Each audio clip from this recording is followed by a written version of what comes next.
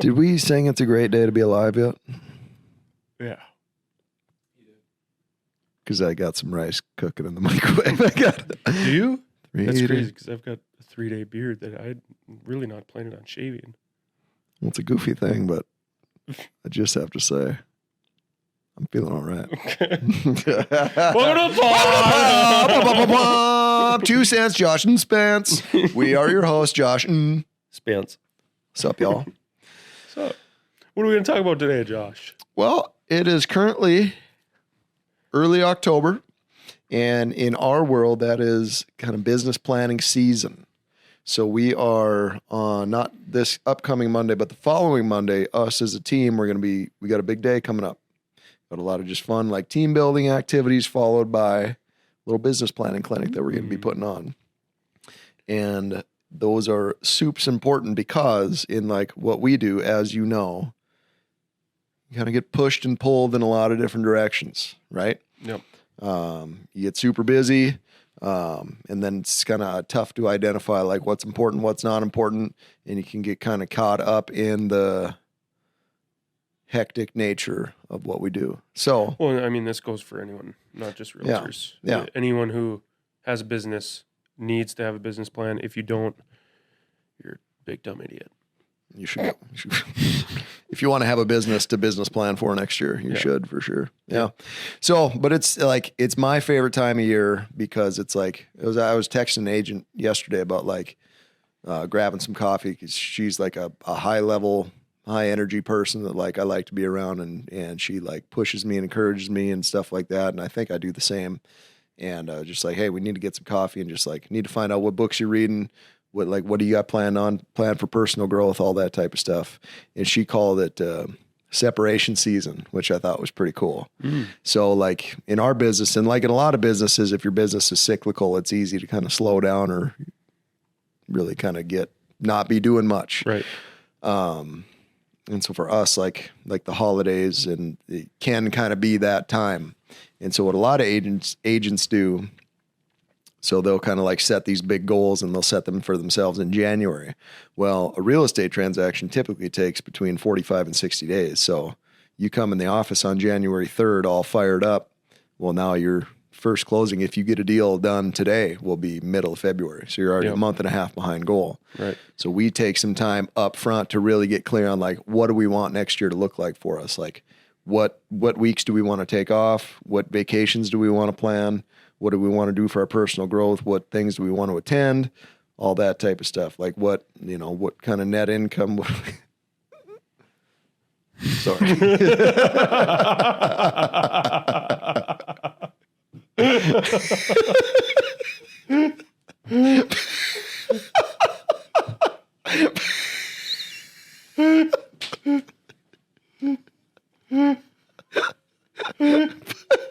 Pardon me.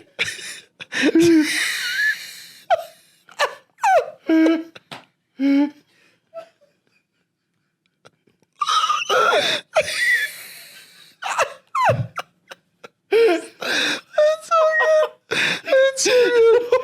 Sorry about that, world. Whoa. Sorry, Dusty lost the contact. He'll be back. Oh. Do we cut that or do we tell people No. what just We don't cut that at all. Nothing to hide. All right, fun fact. So we just shot a podcast right before this. And right before he's like, hey, you're going to want to not man spread all over the place. So we broke, came back, and then I just started so then I look over and I see Dusty doing this like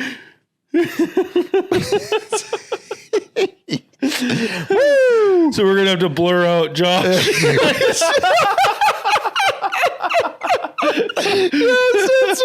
Oh yeah. Dustin, you're gonna have to blur out Josh. I need you to blur out my crotch. Pixelate my crotch.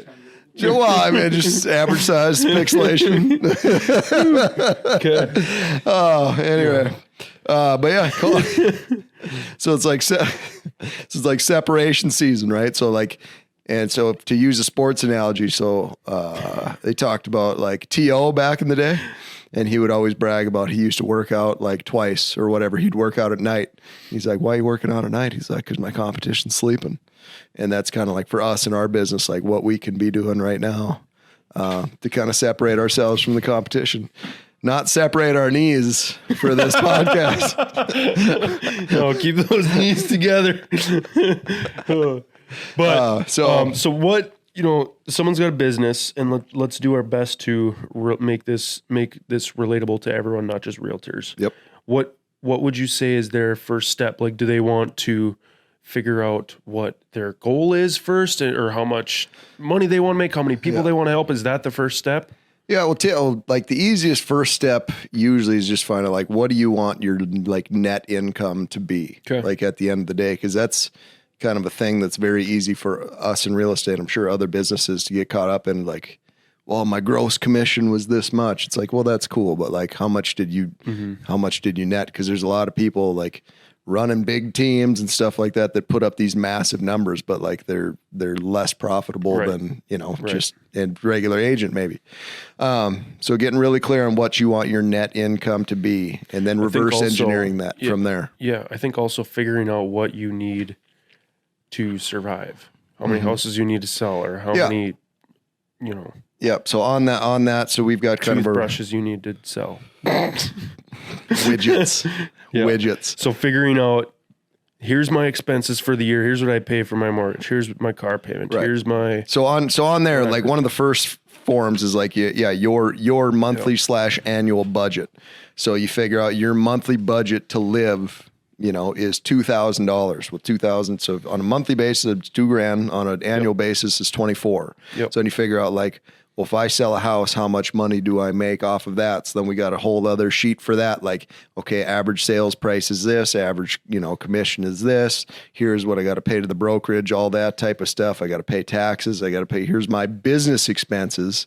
And then like, okay, say I make $2,000 for easy math. Well, okay. Well, 24,000 divided by 2,000 is 12 houses. So you need to sell one house every month just to live. Yep. Okay. And then from there, you take that same number, say it's 2,000, say you want to net whatever, $100,000. Well, then you need to sell whatever, 50. Yep. Yeah. Or I mean, whatever you're selling. I think it's important to figure out what you make every time you sell something, what your profit is, what your margins are, and then figure out what you put in your pocket every time so that you know how much money you get, so you can figure out how many you need to sell so that you can plan for that and figure out how 100%. You need to. Because we talk about that all the time. Like clarity is power, right? Mm-hmm. So so if you're getting into sales, like a lot of times people become self-employed or get into a sales position because they want to make some money that they wouldn't have otherwise been able to make. Right. So that's why people get into it. So then, just figuring out like, okay, what do you want to accomplish? So that's so then you get some clarity around that. Like, okay, if I want to make X, I need to do this, because it's so super easy. And we talk about this, like the compound effect. I refer to that book all the time, but like, so basically like what we have all of myself and all of us agents do is reverse engineer. I want to make X amount of dollars. We do all this mathematics to figure out like how many houses we need to sell. So then from there, we reverse engineer, okay, we need to sell X amount of houses. So we need to go on X amount of appointments. So we need to set X amount of appointments. So we need to talk to X amount of people. Yep. So then you compile all of that into your daily checklist. So I like all of us agents to have a personal daily checklist and a business daily checklist. So for me, like, okay, get up, like prayer and gratitude, exercise, listen to a book, take that cold shower, whatever. Then you get to the office and it's like, okay, now we need to work on our dialogues. Who are we talking? What are we saying? How are we adding value? And then how many people? So, but then you come into the office and now like, okay, I need to talk to X amount of people today. Right. And this is what I'm going to talk to them about, as opposed to like coming in and like, well, okay, now what? I don't know who I don't know who I'm going to call. I don't know what I'm going to say. I don't know how many people. Maybe I'll just do whatever and it'll all work out. Well, that's not. Like, which of those would be a better plan or have a higher likelihood of being successful? Well, and like tracking all that stuff too, like as you do it, is super important, especially with, not just realtors. Like if you own a business and you're selling whatever, but you go and it's like, oh, I don't know how many I sold today, or I don't know. And that's what I made today. It's like, that's not the right way to do it. You got to know your numbers. That's the part that absolutely sucks. And like, I'm the same. I hate doing it. I'm the same way. Like, I'm very much like, I love running and gunning. I love feeling like I like when I'm in my strength zone. And when I'm not in my strength zone is like doing stuff on, like actually putting stuff on paper or whatever. Yeah. And I feel like we hesitate to do that for a lot of reasons. Like whenever I do that, I feel like I'm slowing down. One, like I'm not doing something I should be. But then the other part too, like I'm afraid, like, what am I going to see? Am I not working as hard as I think I'm working? It's an accountability thing. Am I not working as hard as I think? Am I not as good as I think I am? You know what I mean? Mm-hmm. And that sort of stuff. But it's like, if you look at like any successful like Olympian, like Michael Phelps, like he had somebody that, an accountability coach, whatever. He had somebody that tracked every one of his, or like, did you watch The Last Dance? Mm-hmm. Michael Jordan doc? Oh yeah. So I've read that, Tim Grover, his trainer, he's written 2 books and they're awesome. But in there he talks about, we tracked every single workout. We tracked every rep. We talked about and then the trainer would watch the game and he'd be like, why is Michael doing this? Or why? Anyway, long story short, like everything was tracked. And then from there, then it's easy. It takes all the guesswork out of it. Yep. So it absolutely sucks to do. I hate doing it. And yet I know the importance of doing it. So tracking, knowing what you're doing, knowing why you're doing it. And then it just becomes a matter of like repetitions, Same thing with going to the gym. Well, I know I need to go to the gym. And then you get there and like, well, what am I going to do today? Versus like, I need to go to the gym and we're going to do chest. And so we're going to do this, and this, mm-hmm. Yep. So soup's important. Yeah. Making that plan. And then, it just gives you clarity. Yeah. Make the plan and then you work the plan. Yep.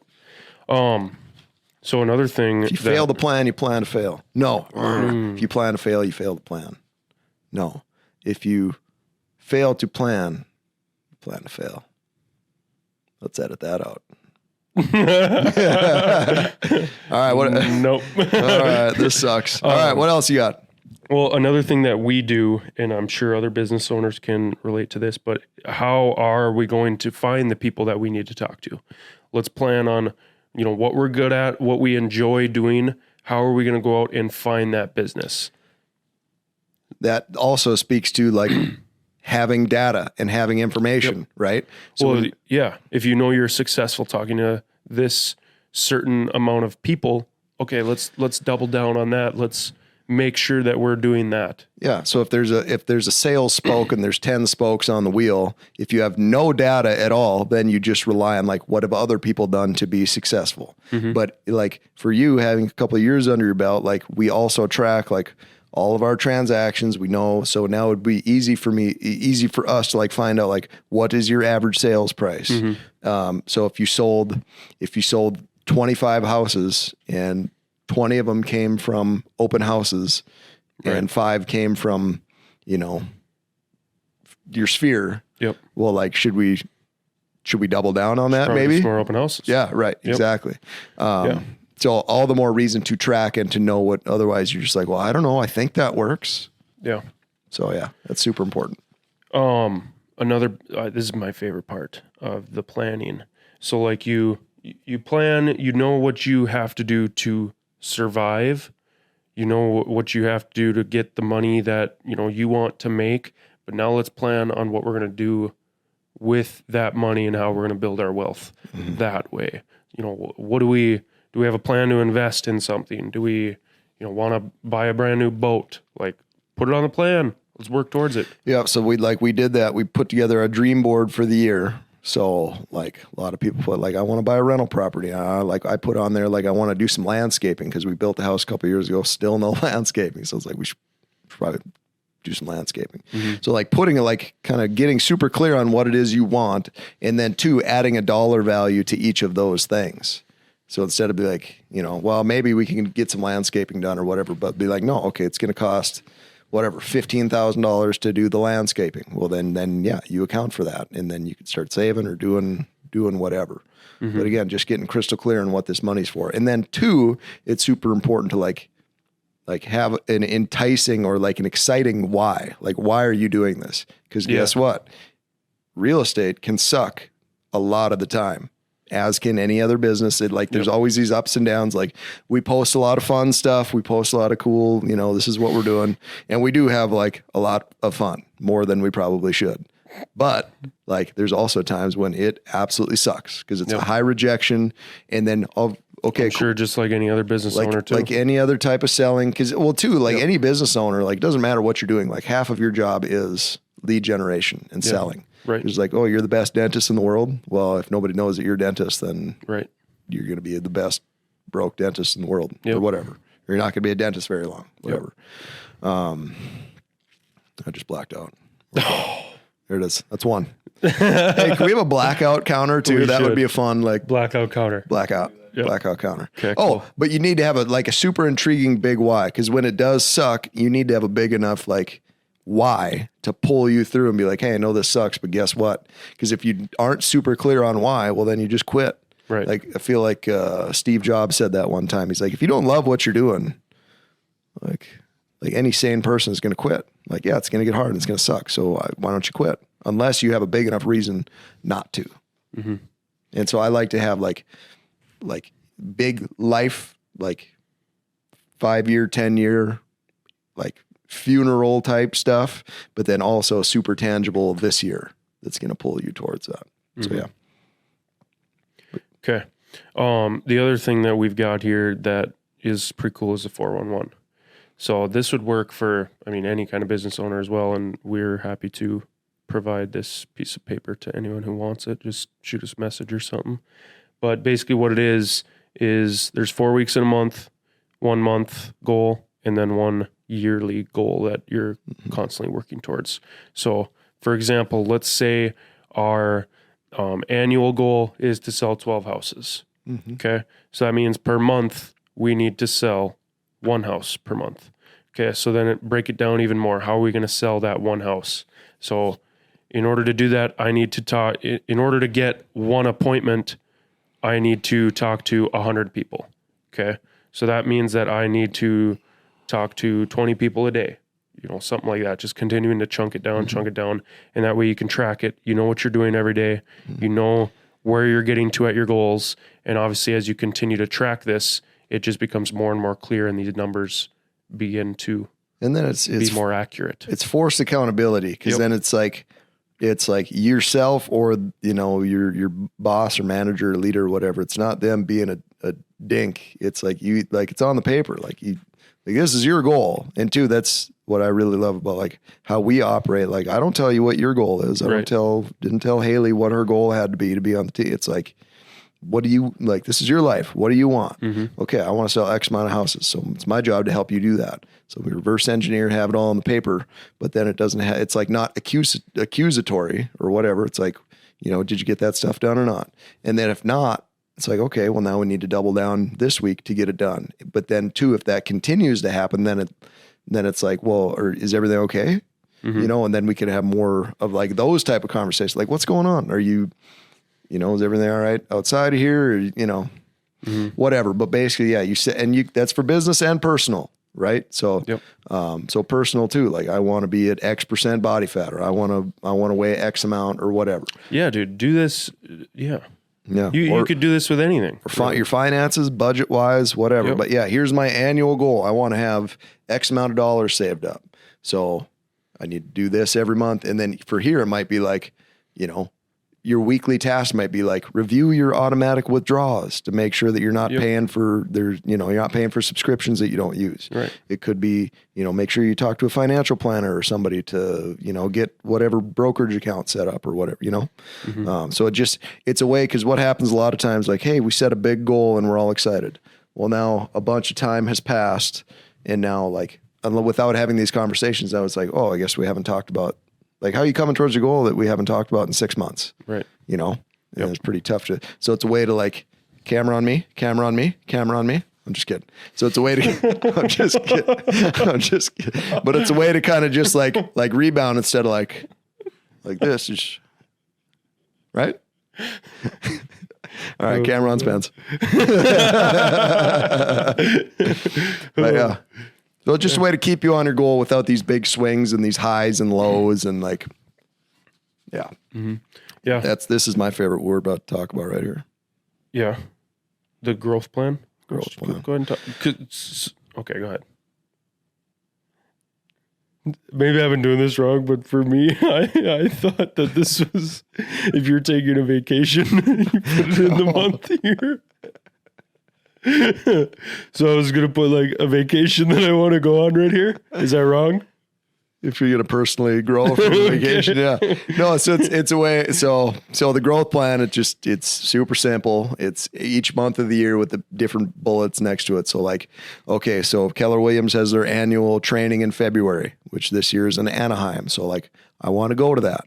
But it could be something like I want to get my conceal and carry firearm deal or whatever. So then I would just put that in January. So, okay, in January. So then it's in front of your reminder because that's, or like I want to go to this Tony Robbins event in November and I want to go to this whatever event here. Or it doesn't even have to be these big traveling events, but stuff like that. I want to put a book in here. Like to read one? Read one book a month. Or it could be that too. Yeah. You want to read, or you could put each book that you could identify all the books you want to read and then put them like, okay, this month I'm reading Dr. Seuss, Cat in a Hat. Next week I'm reading Green Eggs and Ham. It's a little too much. Yeah. I'll have Are those on Audible, do you think? That's what I mean. That's what I'm asking. Yeah. I'll have to find the Audible version of it. But yeah. But it's a way. So my favorite thing too, so they say like you should never make big decisions in a valley, right? So what I like to do is get like jacked up on caffeine and like get really like whatever's going to get me in that peak state, like go on YouTube and find these cool inspirational videos and whatever, and like get myself in a peak state and like thinking at a high level. And then putting all this stuff down and find all this stuff, as opposed like if I'm like bummed out and like, whatever. So you have all these quotes. Who's they? Who are you talking to that I don't know that just gives you all these quotes? Because you just vomit out quotes all day long. Much read some of those books. Read some of those books, pal. Well, they don't say that in Dr. Seuss. Well, read some other books. Read some other books. But no, I don't know. Someone else said that. He's like, you're full of those things. I was like, I don't know. But I feel like my memory isn't like good enough yes, it is. Remember that. Yes, it is. But no, I read, a long time ago, I read like the average CEO reads 52 books a year. So your boy reads 52 books a year. Has for a couple of years.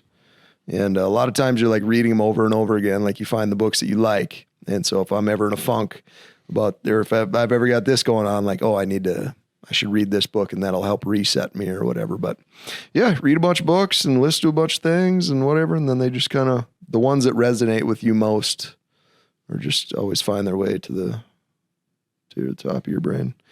But yeah, one of them, I think I said to this guy, because we were talking about like doing stuff when you don't want to do it. And I was like, hey, the mind is the general and the body's the troops. You know what I mean? Here's another one. Camera on me. Camera on me. Camera on me. Camera on me.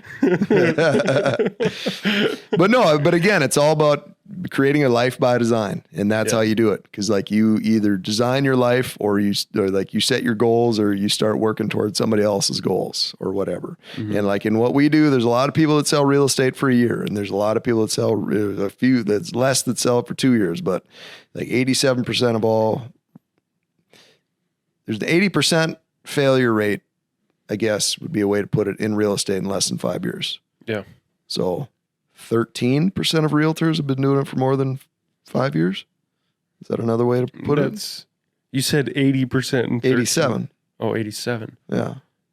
Yeah. Run it back. I said 87. We're not a math podcast. I mean, it's whatever. But anyway, but you're being intentional. You live like that's one thing I get super on fire about is like living your life on purpose. You know what I mean? And we joke around and do a lot, but that's the one thing I'm like dead serious about is living your life on purpose. I don't love because I'm like a recovering just victim. You know what I mean? Mm-hmm. And I'm not that anymore. And so now I know like how important it is to decide the life that I want to live, and then like. You know, of course, like God has other plans and he's got other plans, but like, it's my understanding that I have a big part in what happens. You know what I mean? You've got me reading the compound effect now. And one of the things that has stuck with me is how the compound effect is always working, whether it's like for you or against you. Either getting better or getting worse. Exactly. Growing or dying. The compound effect is always working. So it's, well, and that's, we could have a whole podcast on that, honestly, the compound effect. Boom. Write that down. The compound effect is one of my favorite books. Yeah. For sure. Because it's like, and that's the book I actually refer to a lot. Like if I'm in a funk or I feel like I'm don't fully have my stuff together, like that's one where it's like, because it's very black and white in your face. Like you either do it or you don't. Right. And like you either exercise and you get better or you don't and you get worse. You either business plan or you don't. It's your life, pal. It's your life. But no, that's a great book. But yeah, but like truly like just reading books and like self-development, it just becomes a lifestyle. And like, I can't imagine like my life would be what it is right now without it. Yeah. We wouldn't be sitting on these sick chairs. Have we talked about these chairs? Talk about these sick chairs, dude. Dusty arms or eyes on me. Eyes on me. Look at this. Camera on me now. Camera on Spence. Look at that. Hey, Spencer, nice arms. All right, let's wrap it up. We are absolutely kings on thrones right now. But yeah, dude, it's one of those things. And like my whole thing in life is like spread joy and empower other people. And a lot of times people, they don't think that they can do these things, or they don't look at life that way because they've just not really been taught or designed to. But it's like, no, like you decide what you want. And the majority of the time, the universe is going to conspire to make that happen for you. But you have to have a plan, and you got to work that plan, and you got to keep working that plan, because like it's always fun and exciting at the beginning, but then like stuff is going to get hard and stuff's going to suck. But then you got to keep working the plan, make it happen, and then before you know it, you got momentum on your side, and then you're doing a podcast with your homie. Boom. Thanks for watching. Mic drop. Watch for deer. Shake bug.